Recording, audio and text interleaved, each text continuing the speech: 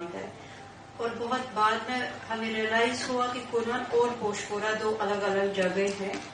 دو village ہے، identical village, ایک دوسرے سے کچھ ہی میٹرز کی دوری پر ہے. کپوارہ ڈسٹرکٹ میں کپوارہ ڈسٹرکٹ جو کہ کشمیر کا ایک بارڈر ڈسٹرکٹ ہے، اور ہمارے بچپن میں کہا جاتا تھا کہ جو کپوارہ گیا سمجھو وہ وہاں سے واپس نہیں آئے گا، کیونکہ بہت خوف تھا، بارڈر ایریا تھا، بہت فائرنگز ہوا کرتی تھی. تو یہ ڈسٹرکٹ بالکل ہی انیکسیسیبل تھا، لوگ وہاں جاتے نہیں تھے، وہاں کے لوگ یہاں نہیں آتے تھے. اور شاید یہی وجہ ہے کہ کپوارہ کی جو لوکیشن ہے وہی وجہ بن گئی کہ وہاں پر ارلی 90s میں بہت زیادہ ایٹراسٹیز انڈین فورسز نے کی. اور 1991 میں 23 اور 24 فیبروری کی درمیانی رات کو 4th Rajputana rifles 68 mountain brigade کے آرمڈ فورسز نے وہاں پر ایک کارڈن اور سرچ آپریشن لانچ کیا تھا. کارڈن اور سرچ آپریشن ملیٹنسی کی شروعات میں ہوا کرتا تھا. کارڈن ہوتا تھا جب گھر سے جتنے بھی میل ممبرز ہوا کرتے تھے فیملی کے، انہیں گھروں سے باہر نکالا جاتا تھا اور ایک پارک میں یا کہیں مسجد میں یا کسی بھی جگہ پر انہیں جمع کیا جاتا تھا اور گھروں میں سرچ ہوا کرتا تھا.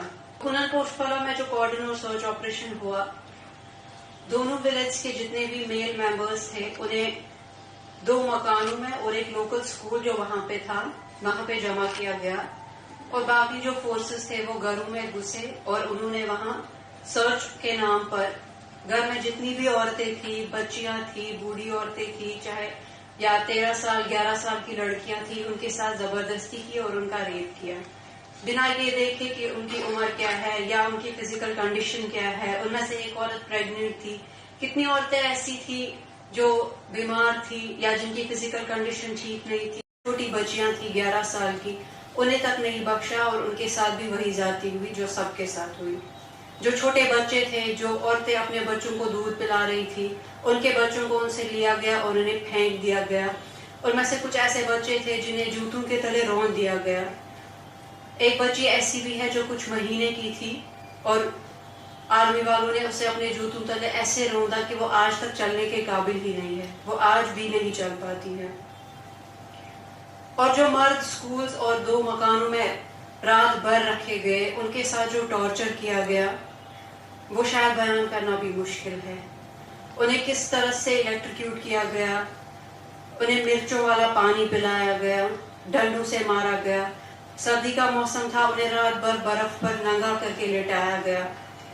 اور ان مردوں کا کہنا ہے کہ ہم رات بھر اپنی عورتوں کی چیخیں سنتے رہے، اور جب بھی ہم نے آرمی والوں سے کہا کہ ہمارے گھر سے چیخنے کی آوازیں کیوں آ رہی ہے تو ہمیں اور زیادہ پیٹا گیا اور ہمیں اجازت نہیں دی گئی کہ ہم جا کر اپنے گھروں میں جا کر دیکھیں کہ کیا ہو رہا ہے.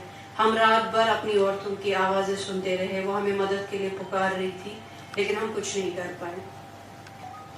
اس کے بعد صبح فجر کی اذان کے وقت سب کو چھوڑ دیا گیا، اور جب وہ گھر آئے تو انہوں نے اپنے گھر کی حالت کو دیکھا، لیکن وہ اتنے بے بس تھے کہ وہ ایک کمپلینٹ تک رجسٹر نہیں کر پائے، کیونکہ پورے دونوں گاؤں میں اگلے 7 دن تک کرفیو لگا رہا. نہ کسی کو آنے دیا اور نہ کسی کو وہاں سے باہر جانے دیا.